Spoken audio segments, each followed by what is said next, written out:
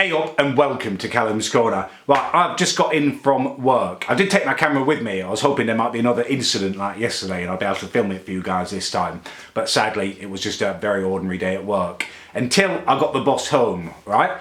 Not long have I got off it and I've still got a weird taste in my mouth from it. There was a whole family on the bus, 3 of them, man, woman, child. Kid was a girl, can't be more than 4 or 5 years old. All of them were white. Every single one of them had dreadlocks. It was revolting, right? The bloke, and it was the worst on him, he was ginger. He had the sides and the back of his head shaven with these dreadlocks just flopping down. It looked like some kind of weird misshapen mould or something that had grown on top of his head. And the worst thing about it was the poor kid had been given dreadlocks at 4 years old. I mean, the mind boggles, seriously. Surely at that age, you just want to keep their hair clean and be able to brush it. Just ridiculous. And even worse than the dreadlocks was what they were talking about. I was only a couple of seats away from him. I could hear him really clearly talking about how he was going to try and pick up tonight, how he needed a smoke and stuff. So I put it together and he's trying to buy some drugs, smoke some marijuanas and stuff. And then the next minute he's talking about when his benefits clear. Just, Jesus, it's ridiculous. Shouldn't be spending your benefit money on drugs.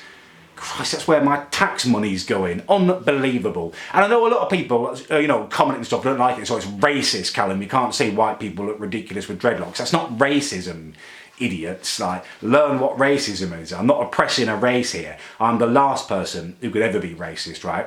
My best friend, when I was really young, when I was living on the Isle of Wight, was a guy called Edgar Hakim, and he was brown.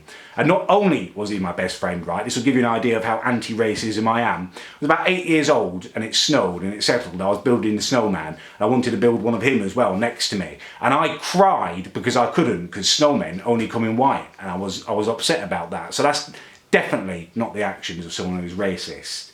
And actually, while we're setting the record straight, there's a couple of other things that we're going to talk about. Number one, yesterday's incident, somebody said, oh, you overreacted, it's just kids following you and stuff. I did not overreact, right?